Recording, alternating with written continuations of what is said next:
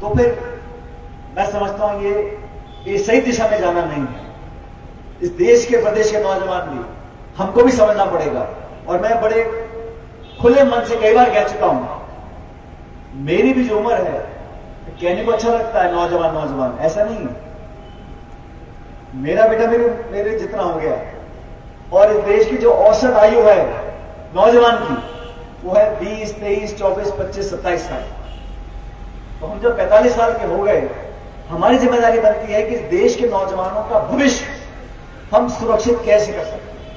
हम लोगों को जिम्मेदारी कम उम्र में मिली थी, तो मेरा फर्ज बनता है कि जो नौजवान आज 20, 25, 30 साल का है, उसका मैं हाथ पकड़ूं, उसको अनुभव सिखाऊं, जो मुझको लाभ मिला, जो काम मैंने किए, उन अनुभवों का फायदा मुझको दिला सकूं। और व्यक्ति जब असुरक्षित होता है, और हमने देखा है राजनीति में, पंच में, सरपंच में, प्रधान में, प्रमुख में, राजनीति में, हर दल में होता है कि अगर कोई दूसरा चढ़ रहा हो तो उसके पैर काटने लग जाते हैं।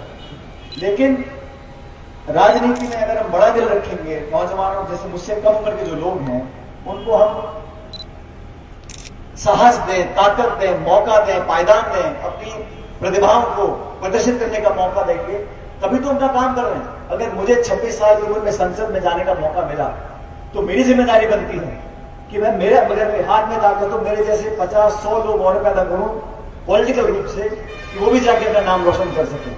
तो ये सोच हम नौजवानों को बनानी पड़ेगी कि सबको साथ लेकर चले। और मैं हमेशा कहता आया हूं, हमारे देश का फौजी जो सरहद पर खड़ा है, उसकी कोई जाति बिरादरी नहीं है। जब आपने वर्दी पहन ली, तो आप देश की रक्षा के लिए खड़े हो, आप गोली खाने के लिए तैयार हो, बर्फ में, जंगल में, रेगिस्तान में खड़े हो, दुश्मन को ललकार रहे हो। हम सुरक्षित सो रहे हैं क्योंकि हमारा जो नौजवान सरहद पर खड़ा है, हमारी रक्षा कर रहा है। वो किसी बिरादरी के लिए कर रहा है, एक धर्म के लिए कर रहा है, अपने घर पड़ोस के लिए कर रहा है, एक प्रांत के लिए कर रहा है। वो पूरे देश की सीमा को सुरक्षित बना रहा है, उसकी कोई जाति बिरादरी नहीं। हम जो अनाज खा रहे हैं, किस मंडी में कौन सा किसान कौन से सरसों गेहूं बेच रहा है, किसी को पता ही नहीं। किसान जो मेहनत करके अनाज पैदा कर रहा है, उसकी कोई जाति बिरादरी नहीं। इसी प्रकार हमारे प्रदेश और देश का जो नौजवान है, जो पढ़ रहा है, जो मेहनत कर रहा है, जो संघर्ष कर रहा है, जो बेहतर अवसर की तलाश कर रहा है, उसकी कोई जाति बिरादरी नहीं। सब लोग संगठित रहकर अपनी सोच को व्यापक बनाते हैं, उसी से एक बेहतर राजनीति, एक बेहतर प्रदेश और बेहतर देश का निर्माण हो सकता है। और मैं समझता हूं कि जिन लोगों को आज राजनीति में आने का मौका मिला है कम उम्र में, उन सबकी जिम्मेदारी बनती है कि एक सकारात्मक भविष्य को देखते हुए सबको साथ लेकर चलने वाली सोच अगर हम पैदा करेंगे, इसमें सबका भला होगा। इतना बड़ा हमारा देश है, छोटे मोटे मतभेद होते रहते हैं, उसमें कोई बहुत बड़ी बात नहीं है। लेकिन हमारा उद्देश्य क्या, हमारा लक्ष्य क्या है, हम किन के साथ काम कर रहे हैं, उनको ताकत कैसे दे सकते हैं, अपना अपना घर का, इलाके का, क्षेत्र का हम नाम रोशन कैसे कर सकते हैं। और जब तक इस नई राजनीति को हम जन्म नहीं देते, तब तक हमें संघर्ष करना पड़ेगा। रुकावटें बहुत आती हैं, क्योंकि सफाई करना, परिवर्तन लाना, मूल चूक चीजों को बदल देना बड़ा मुश्किल काम है। और जो काम चल रहा है चलते रहने दो, हाँ में हाँ मिलाते जाओ, बात बढ़ती रहे, वो बड़ा आसान काम है। तो बदलाव करना, संकल्पित होना, अपने निश्चय पर अड़े रहना, ये वो गुण है मैं समझता हूं जो नौजवानों को, खासकर जो राजनीति में काम करना चाहते हैं, उनको सीखना चाहिए। अगर देश में, प्रदेश में कहीं पर भ्रष्टाचार होता है, उसके खिलाफ आवाज उठानी पड़ेगी। बहुत लोगों को बुरा लग सकता है, बहुत लोग आपसे दुश्मनी कर सकते हैं, लेकिन जब तक हम बोलेंगे नहीं, आवाज को बुलंद नहीं करेंगे, अपने हक अधिकार की बात को रखेंगे नहीं, भ्रष्टाचार के खिलाफ निर्णायक लड़ाई नहीं लड़ेंगे, तब तक चलता रहेगा ऐसे। आज ये कर रहा है, कल वो करेगा, परसों वो करेगा, अपनी आंख मूंद के नजर देख ले, काम चलता रहेगा। कोई छोटे पे करेगा, कोई बड़े पे करेगा। कि व्यवस्था को बदलना, समाज में परिवर्तन लाना, नई इबादत लिखना, ये तभी संभव है जब मन में आप लोग ठान लें इस काम को हमें करना है। नौजवानों का भविष्य कब सुरक्षित है? नौजवानों का भविष्य तब सुरक्षित है जब उनके मन में जो विश्वास है वो अटूट बन जाए।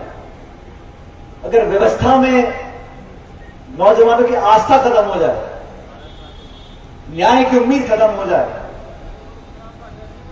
भविष्य में सफलता पाने के लिए वो उदासीन हो जाए, वो सही दिशा नहीं है। इसलिए मैंने जो 20-22 साल में राजनीति में मैं केंद्र में रहा हूं, प्रदेश में रहा हूं, विधानसभा में रहा हूं, संसद में रहा हूं, बहुत सी जिम्मेदारी संभालने का मुझे मौका मिला है। संगठन में, सरकार में, हर जगह मैंने हमेशा इस बात पर कभी समझौता नहीं किया कि भ्रष्टाचार और नौजवानों के साथ अगर नाइंसाफी होती है उसका विरोध हमें करना पड़ेगा। इसलिए मैं आप सब लोगों से निवेदन करना चाहता हूं, हो सकता है मेरी बात से सब लोग, किसी का कोई राय हो, कुछ राय हो, लेकिन जो रास्ता है, जो दिशा है, वो सही चुननी पड़ेगी। हम अगर मिलकर कुछ बदलाव करना चाहते तो हो सकता है। हमारी ताकत हमारी एकता में है, हमारी ताकत हमारी संगठित संकल्प शक्ति में है। इसलिए मैं आपसे अनुरोध करना चाहता हूं, जिन नौजवानों ने आज जिम्मेदारियां संभाली हैं, अभी आपको बहुत लंबा जाना है, सबको साथ लेके चलो। कोई आरोप ना लगा पाए कि पक्षपात हो गया, जातिवाद हो गया, धर्म के नाम पर मेरे से भेदभाव हो रहा है। अमीर गरीब की खाई को हम कैसे खत्म करें? लगातार बढ़ती जा रही है। जो अमीर थे उन पर इतनी दौलत हो गई है कि उन पर पैसा गिनने का टाइम नहीं है, और जो गरीब थे वो लगातार गरीब होते जा रहे हैं।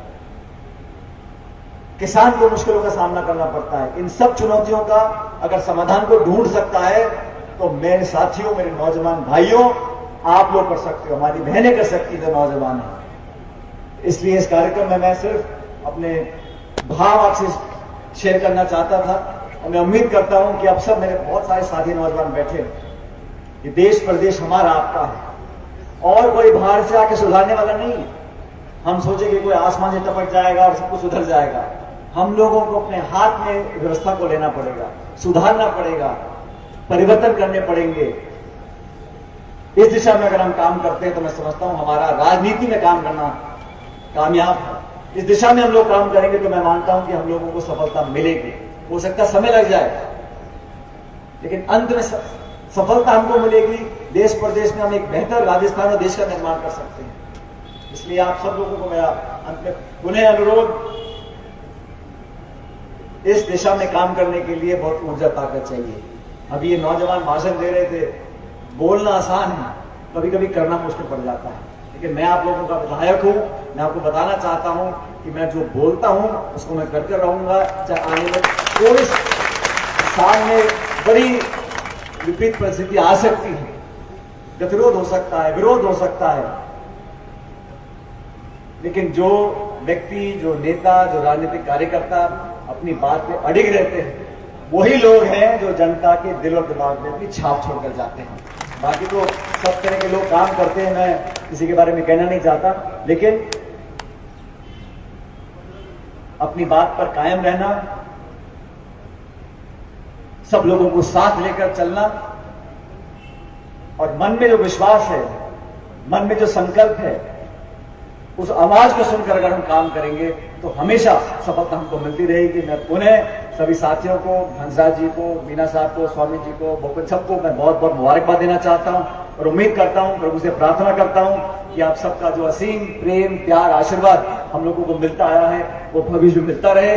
आपके क्षेत्र में जो काम हम लोगों ने करे आपके सामने है, क्योंकि मैं शहर में भाषण दे रहा हूं, मुझे कहा कि मैंने पिछले 2 महीने पहले सिटी पार्क के बारे में एक रचना बनाई थी।